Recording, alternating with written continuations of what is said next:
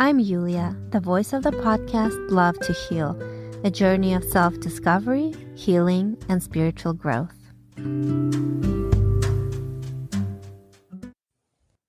Hello, everyone. Today, I will be speaking to a guest from overseas, Nadia Gledhill from Melbourne, Australia. She's well known in quantum healing hypnosis technique and her past life regression group workshops. Developed by Dolores Cannon, QHHT facilitates exploration of altered states of consciousness to unlock answers, provide revelations, and facilitate healing. Nadia will be launching a social network community and education space where everyone who is embarking on their spiritual journey is welcome. Launching this year, the Inner Portal Society will provide a supportive environment for learning and connecting with like-minded souls in live stream classes and workshops. So, welcome, Nadia. Thank you for having me. Of course. I'm so interested in this topic of QHHT. I'm new to it. I'm exploring some of these options that are available locally here in Cleveland, Ohio. But besides what I've read and listened to in your podcasts, I don't know a lot. So I'm hoping that you can introduce QHHT to my listeners today and tell us a little bit more about it. Yeah, sure. Wow, where do I start? So QHHT stands for Quantum Healing Hypnosis Technique. It is a method that was developed by Dolores Cannon. So, yourself or many of your listeners would probably be aware of her because her videos pop up everywhere all the time. It was the method that she used with her clients when she regressed her clients to receive the information that she did. But essentially, it's a beautiful technique where the client is given an experience. And what I mean by that is the session is purely guided by the client's, subconscious or higher self, as opposed to me or any practitioner telling the client where to go in the regression. So most people go to a past life and go through that experience if that's relevant. So a lot of people think of QHHT and past life regression as one and the same. But because it's guided by your subconscious or higher self, you may not go to a past life. You could go anywhere. So that's why I prefer to call it like a journey through consciousness, or, you're really expanding your awareness into the quantum field. So literally anything is possible. But after, we've had those experiences and, the clients obviously talking throughout, and I'm asking questions, and all of that is recorded for the client. I then call in the client's subconscious, and it's at that point where we can dig a lot deeper, get some real answers and things for the client, whatever it is that they're wanting to know, so they tell me all about that before their session. And we just extract all that information. So it's quite a life-changing experience. I know from my own personal experience with it, as well as, of course, clients that I've seen. The information that comes through is it's just so accurate and on point, because no one can know you better than your own higher self, than your own subconscious. Right. So, it's a beautiful experience. That's it in a nutshell. Okay. And so one of the first questions that comes to mind is some people that have had past life regressions, they are afraid of doing more of the same, or they've heard stories of where people regress in their lives and then they see something horrific and then they have a new kind of anxiety from that because of what they've seen. Does that happen in QHHT? No, it actually doesn't. And I'll tell you why. It's because with QHHT, because it is essentially, it's guided by your subconscious or higher self. We use that term interchangeably.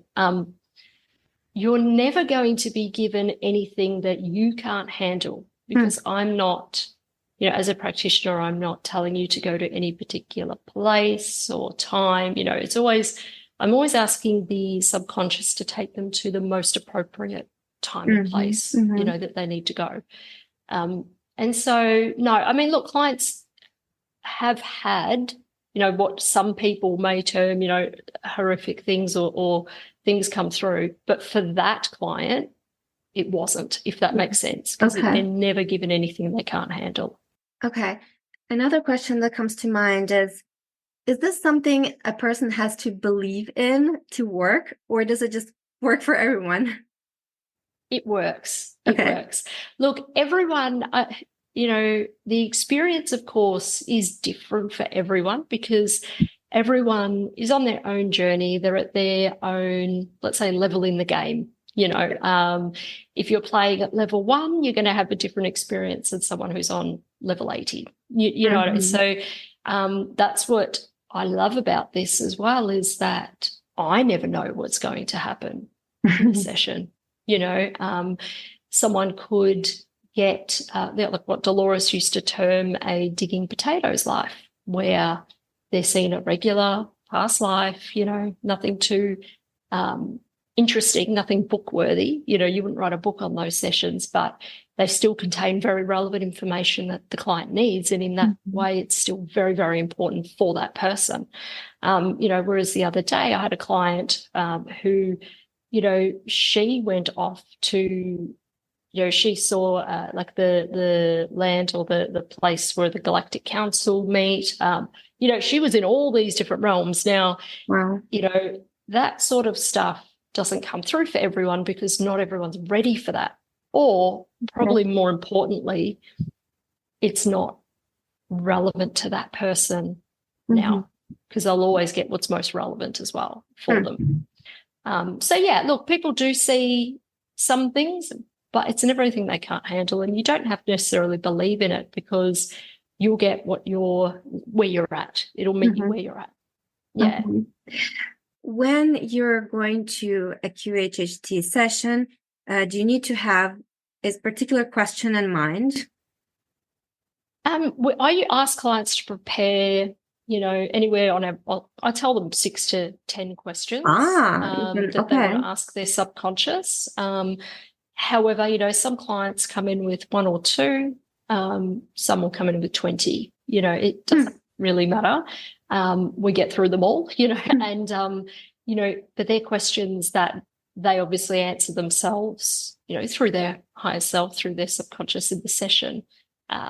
So usually there's a list of questions. You don't need one main thing. However, there usually is 1 or 2 main reasons that would trigger someone to want a session. Sure. Okay. And this can include an illness. It can include something emotional, right? Basically anything. Correct. The power of our subconscious is phenomenal. I've seen things myself firsthand. Many years ago, I probably wouldn't have said this for fear of being committed, but I know that it's true because I've witnessed it myself time and time again. So I've had clients come in with physical illnesses or ailments, sore knees, fibromyalgia has come up a couple of times. Like so many different things. And they literally walk out of here cured or free of that pain. And I don't know how that works exactly. I don't need to know. It's their subconscious that works on it. However, if there are, physical ailments that people want to ask about, sure, I can ask their subconscious about it. And if it is something that the subconscious can remove for them or alleviate for them, it will. Sometimes it tells me it can't, and it gives me the reasons why. But most of the time it can. But, the client has to be ready as well in that part of their journey that they need to leave it behind. Okay, so then if a person is not ready, if the subconscious is not ready to remove, let's say, that ailment right now, what are the next steps for the person? How can they continue to work on themselves? Yeah, yeah. So usually it's a case of, well, I like to, if the subconscious tells me it's not appropriate to deal with today or do the session, I don't really leave it there. I get to why it can't. Mm-hmm.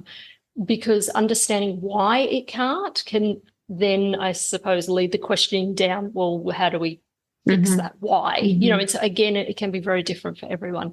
I mean, some people have ailments that are, you know, related to karma. So when I say that, it's not a punishment or reward system karma. It's more a, you know, you need to have this particular ailment because this person in your life, I don't know, needs a lesson, or it needs to stop you from doing X, Y, Z, or whatever. You know, I know someone with a knee problem at the moment, and that was actually to stop him running. Wow. And because there were other things he needed to do, but once he stopped that and he was doing what he was meant to be doing, the knee pain alleviated. So, but so it's interesting finding out from the subconscious why, I think, you know, and getting to the bottom of that. So, and then sometimes if it can't be completely alleviated, it will, you know, depending if it's a painful condition or a restricting condition that they have, I then ask if it can be alleviated a little bit at least, you know, to help them. Most of the time it can do that too. Interesting. Is there a certain age that you have to be to practice this QHHT? Asking for one of my kids. Yes. In the training, oh God, it was a while ago. I think they say the minimum age is 16 or 18, but I tend to stick to 18. You know, I've only ever seen really a handful of younger clients. Yeah, they're usually probably older, you know, in their 30s, 40s, 50s age group. I suppose it really depends on what life experience so far that person has had as well, because and where they're at mentally and maturity wise. But I have this rule of 18 as a minimum. But yeah, I think there are some that will do it a little bit younger than that too. Yeah, that's interesting. But this is something that each person has to do for themselves. It's not like something I can help, you know, my husband somehow through you. You can actually. You can? Yes, it's called a surrogate session. Oh, wow. So, yeah. So, for example, I was going to say with children, you could have a surrogate, you could be a surrogate for them. So what that means is you would have your own session, you know, obviously be for you, but you could provide some questions to the practitioner around, you know, your children or whatever questions you may have in relation to them, and, you know, if they've got any ailments, anything like that. And then the practitioner would, get the permission from your subconscious would get the permission from their subconscious, because you have to remember you're actually expanding your consciousness and your awareness during the session. You're entering that quantum field, so you can connect to anything and everyone.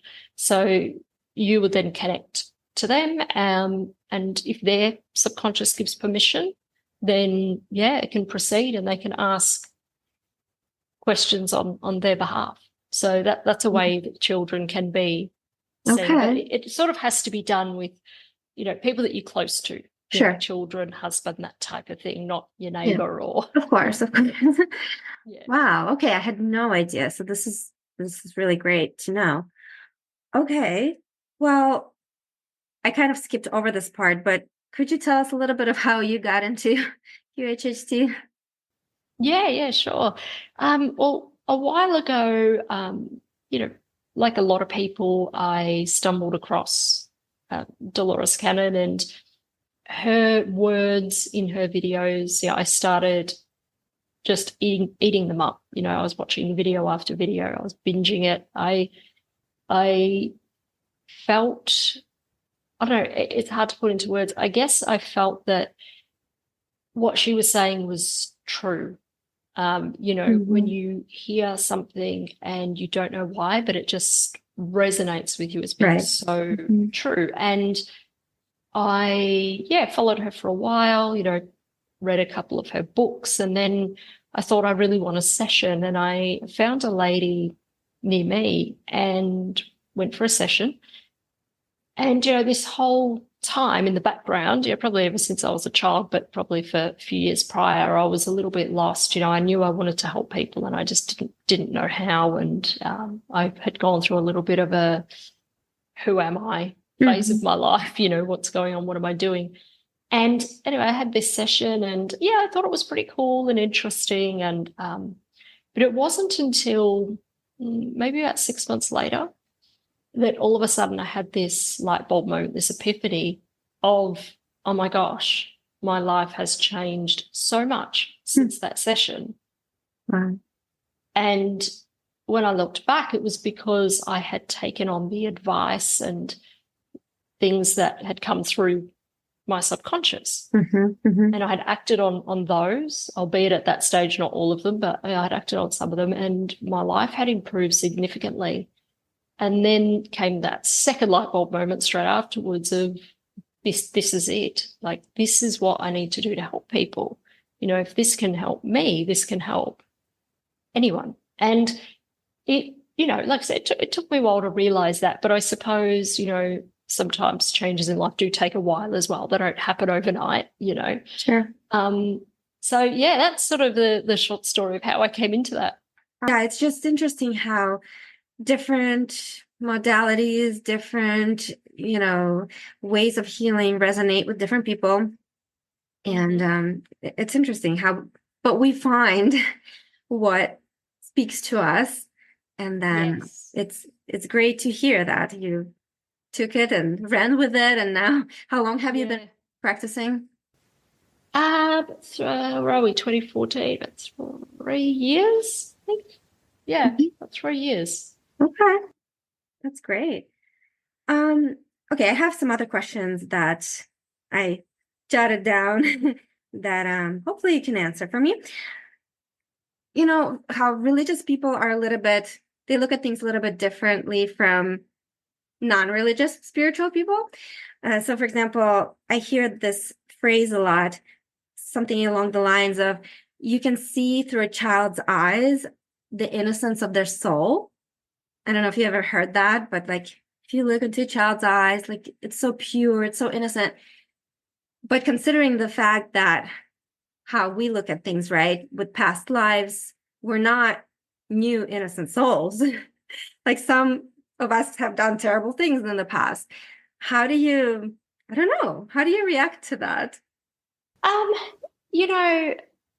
I think even though we do what we perceive as being terrible things in the past, I view that differently. I don't see them as terrible things. I mean, we all, if you haven't already, we've all, believe it or not, probably murdered someone. We've all been, either gender. We've all been many, many things and done many, many things. But that's part of the soul's progression, the soul's learning experience.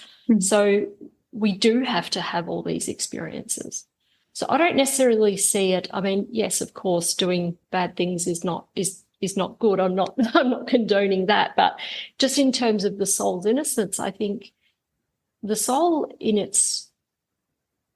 for what it actually is, yes, it is innocent. It is pure.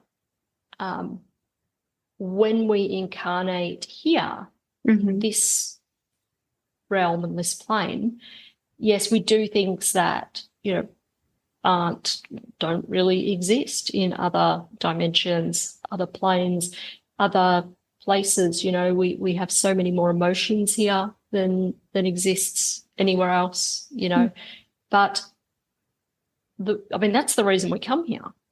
Yeah. Is to learn, is to have these experiences.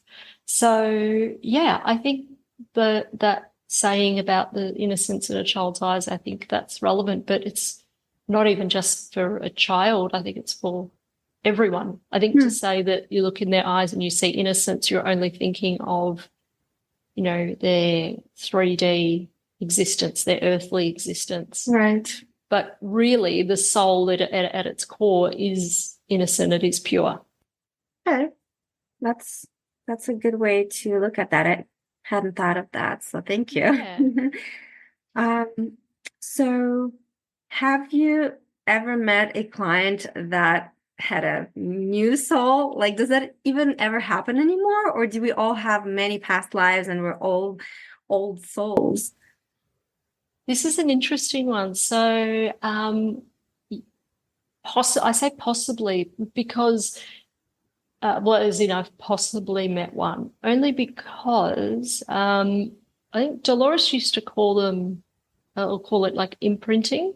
It's where someone comes to here as what they call a volunteer, which is to help with, it started decades ago, the shift in the earth, right? So, and everyone sort of different waves of them, they had different roles. I mean, but, and it's something they know at a soul level, it's not something they're conscious of.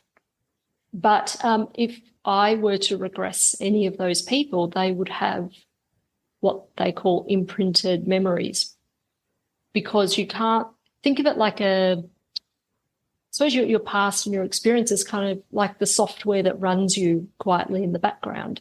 If you just came to Earth for the first time as a human, because it's not generally where our souls begin, we start as objects, rocks, trees, whatever, that we progress through the animal kingdom and we move up in those levels before we're human and things. But if you were just flung to Earth as a human for your first time and you have no prior software, no prior knowledge at that deep level, you would really struggle. You wouldn't be able to survive as a human. You wouldn't have any of those experiences built in. So what they call is imprinting. So they imprint other souls' memories onto them before sending them in. Now, in a regression, it's, they would go back to one of those imprinted existences. So it's very, very hard to actually determine if someone is a volunteer. I think those who are a little bit more, I suppose, in tune with things, a little bit, let's say, higher up in the level of the game, may have a knowing or an understanding that they are. But if that is the case and they're correct, any lives or anything that they see in a regression are all imprinted, doesn't actually belong to them. Wow. Does that make sense? That's really interesting. Okay. Wow. It's like taking me a minute to process this. This is new information. It's very, for me. So this is kind of a broad, deep question. In your opinion, from what you've learned, read, studied, what is the purpose of life? The purpose of life generally for everyone, I believe life here anyway on Earth is to learn. It's as simple as that, to learn and just to love, just do everything from a place of love. But primarily to learn, because the quicker we learn all the lessons we want to learn, you get off that wheel of karma, which means you don't come back to Earth. You'll go to the next experience, whatever that may be. But yeah, definitely to learn our lessons along the way and to do it with love, I think. And that comes with, not judging people and things like that. Of course, yes. And that's basically what my podcast is about. Love to heal. It's all about love. So then, in your understanding and your point of view, okay, so our souls are infinite, that they just keep going into something different, something that we probably can't wrap our heads around, right? Mm-hmm. Yep. So our soul is always progressing, and it's here learning experiences. And, when we, exit this lifetime, we take those experiences back with us and we review our lives. There's no thing or entity on the other side that is judging us. You go back and you essentially judge yourself. Mm-hmm. You say, okay, well, how did I go? Did I learn that? What did I take from that? didn't do that part so well. All right, might have to go back and relearn that. So, that's why I think with all experiences in life, good, bad, whatever it may be, it's always a good idea to sit and reflect and think, okay, well, what did I learn from this? What did this teach me? Because, you could just about guarantee that every experience and everything that you go through is a lesson. So understanding what it was that you're to gain and learn and understand from that will help. But yeah, it's all about the soul's progression. So what can you comment on, lives that are terminated young, right? Kids that die, famous stars, singers that get into crashes and suffer. I don't know. What can you comment on that? Yeah. That's a really good question. And to be honest, there's a lot of people that probably won't agree with or aren't ready to hear this answer. But most cases, because of course we do have free will as well, right? So we all come into this existence with a predetermined plan of how things are going to happen. But we have free will, so we can change things to a degree. There are certain things that would be set. But in terms of children, this is the hard one, people that die younger or things, believe it or not, it's all pre-planned. And what I mean by that is that child may have made an agreement, because everything is all, we make soul contracts, what they call soul contracts with other souls before we reincarnate. And it's always for the purpose of learning and evolving. So, there would have been a contract made to say, okay, well, I'll be your child, you be my parent. Then, this will happen. But from this, you will learn X, Y, Z. Now, of course, it's going to be different for everyone. And also that soul that decided to just have a short stint here, their existence or that scenario of them either being ill or dying young, it'll impact so many people, right? It's not just one person or the parent, there could be siblings, extended family. I mean, gosh, even, the neighbors would be affected. There are so many people that can be affected. So it's actually a really brave thing to come in and decide to do. And it's usually a very quick way of trying to learn some lessons. And I know from my own experience as well, knowing people who have lost children young or, spouses, young age, that sort of thing. It can go one of two ways. People can spiral, downwards and, really never truly recover. Yeah. Or you see the other side of it as well, where, of course, people are always grieving, but they gain something from that experience to the point that allows them to flourish and do something more meaningful with their lives and things like that. So they're the people that have probably really taken that on board, that lesson, even if they don't consciously realize it, right? Yeah. And they've taken it and they've used that to evolve. Does that make sense? Yes. So I think we can all probably think of people in that situation, that have. I'm thinking of some right now. Yeah. And then there's some that really stay in that slump for the rest of their lives. And you know what? They'll have to repeat that lesson again if they don't. That's the thing. I mean, the lesson may be presented differently in the next time around, but yeah.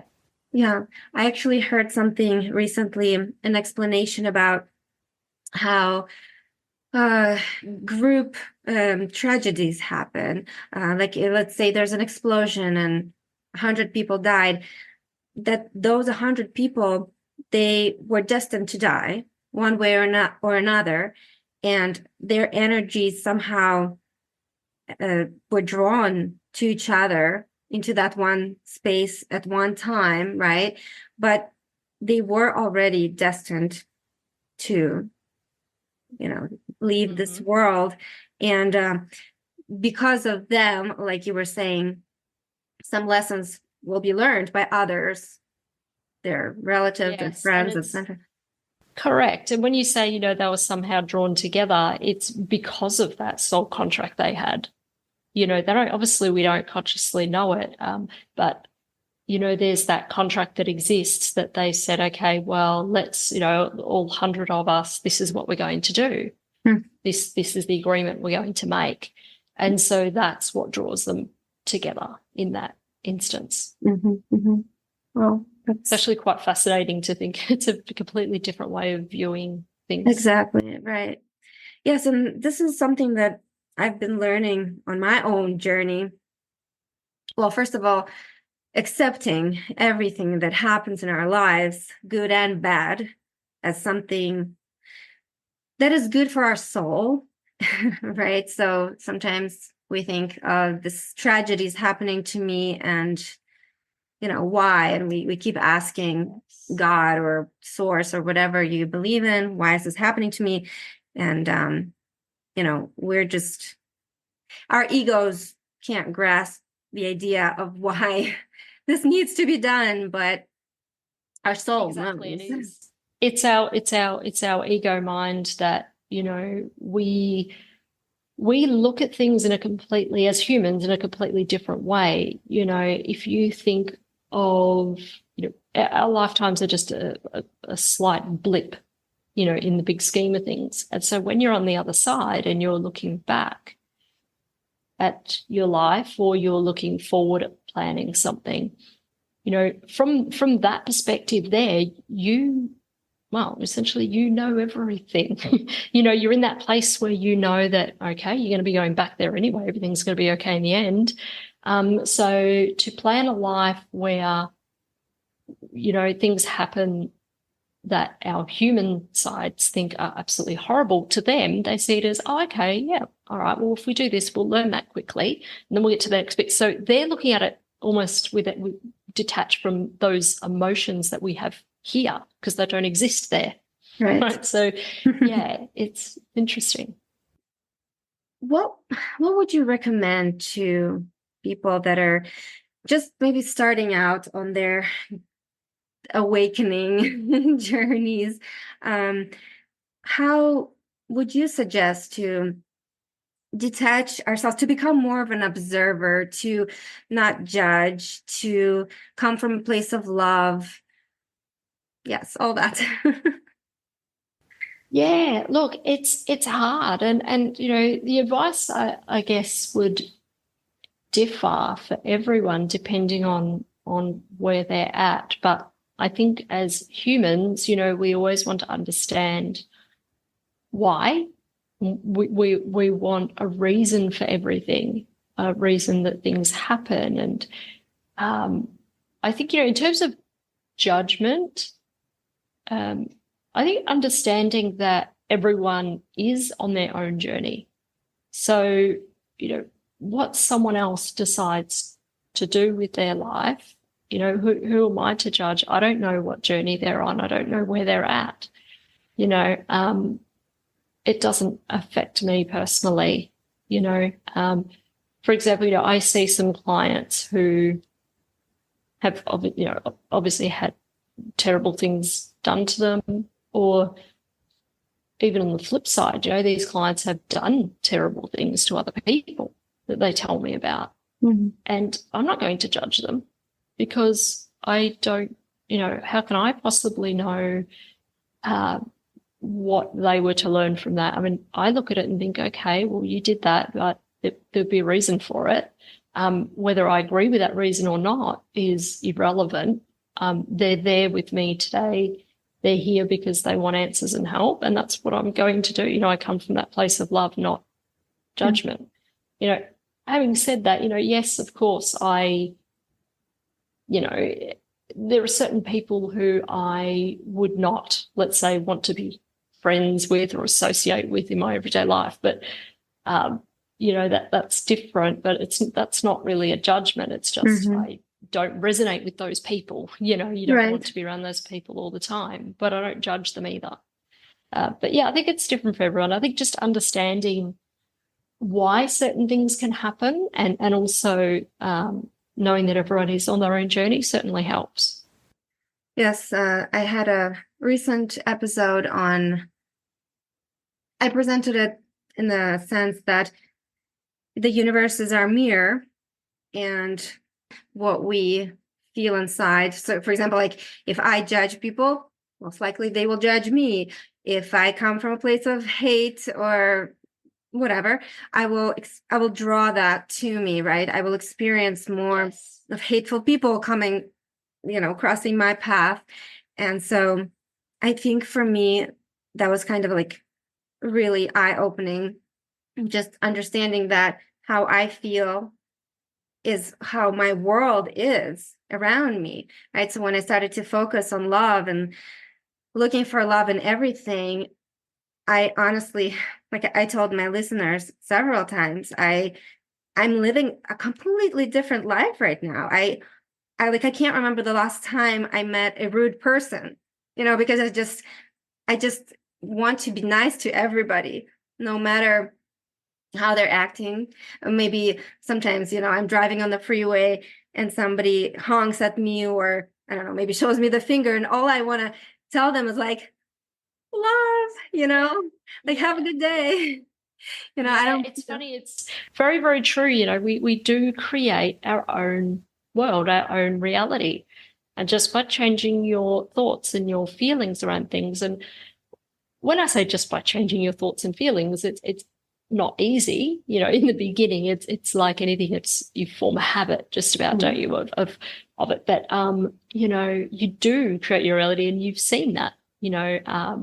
And yes, the world is a mirror. So, also if you're judging someone and you find yourself judging someone, maybe, reflect on that and think, okay, where is this coming from? Why am I judging this person for that?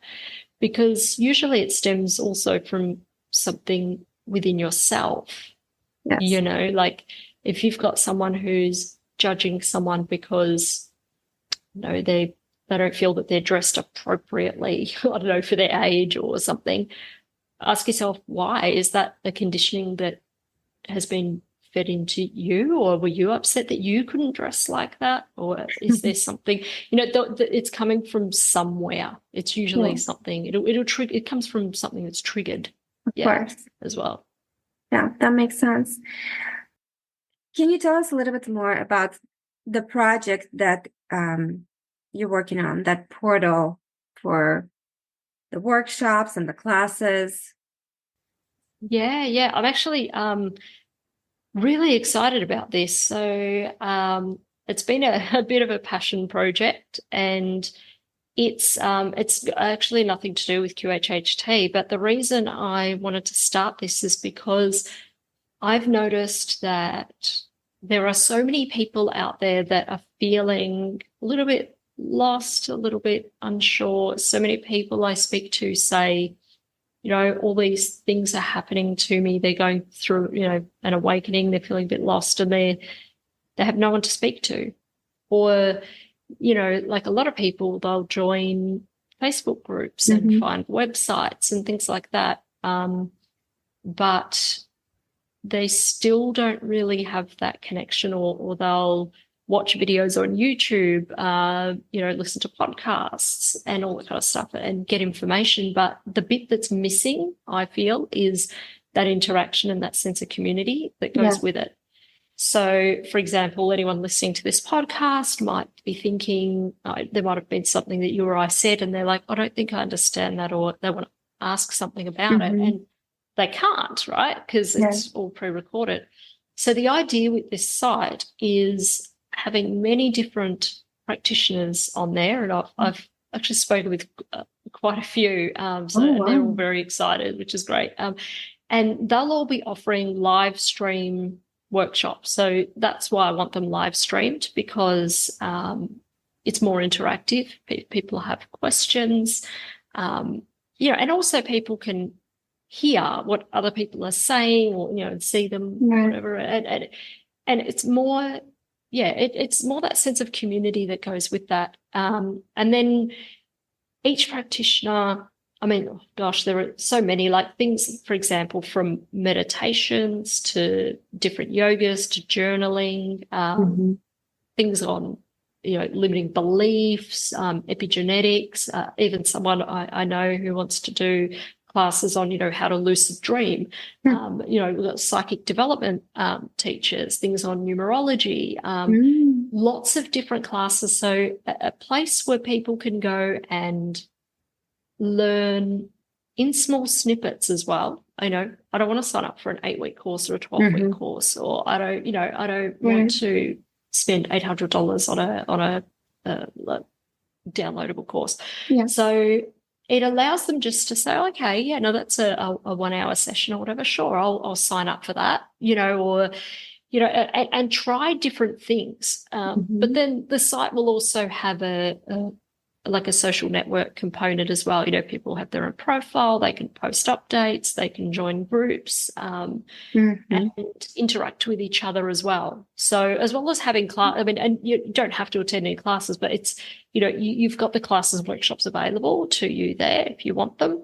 Or you can just participate in the chats online. And, it's sort of outside the traditional social media, I should say, world where things can be very regulated.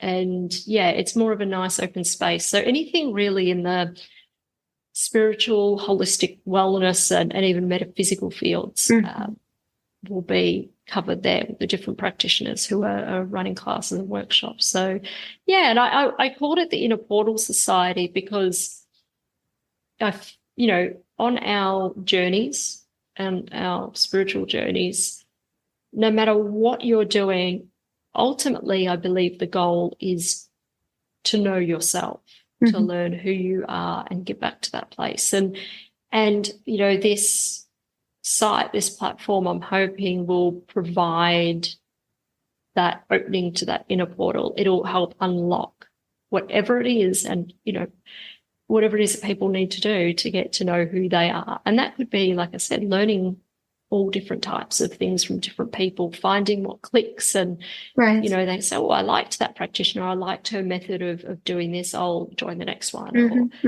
I didn't resonate with that. I'll try this other thing. So, yeah, it's a little bit of great. Yeah. So it's been a bit of a passion project, and I've, had to change developers a few times and things, but it's on track now. So I'm thinking we're May, June, July, August. So hopefully September, it should be by September, it should be ready, 2024. Okay. Yeah. But in the meantime, I actually do also have I just started up this week, actually, last week. I set up a Facebook group called the Inner Portal Society, I think Spiritual Wellness Community or something like that, just to where people can just gather in the meantime while we wait for the site to launch. So, Great. Yes, I will definitely include that in the description of the episode so people can look into that. That's wonderful. That's great. Wow. Well, anything else you would like to share before I let you go? Because we're in such different time zones. No, I think that's it. I just wish everyone, well on their journey, and just want to pass on that, have some compassion and understanding for those around you. You don't know everyone's situation. And just do the best you can. That's all we can do, is just keep doing the best we can, do everything with love. Absolutely. Amen. Yes. Thank you so much for your time. I hope the listeners really enjoyed this and learned something new, because this was a lot of new information for me as well.